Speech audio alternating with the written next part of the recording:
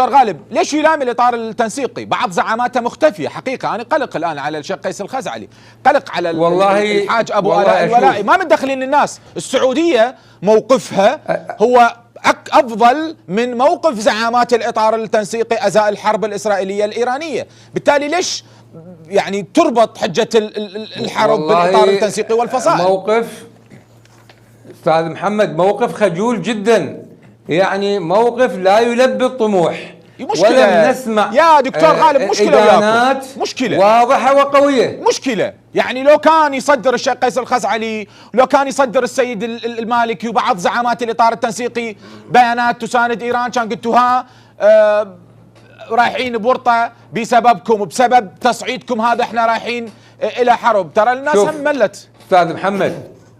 أستاذ محمد احنا مبدئيا اكو عدوان صار من إسرائيل على إيران، هذا أن ندينه يفترض أن تكون إدانة. هسه ما أطلب منهم يأخذون تفقهم ويرحون يقاتلون ولا ينصبون دفاعاتهم ويضربون إسرائيل، ما نطلب منهم، بس نطلب منهم إدانات حكيمة قوية واضحة غير خجولة.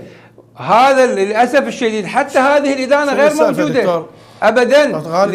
لذلك أنا شخصيا عندي ألف علامة استفهام.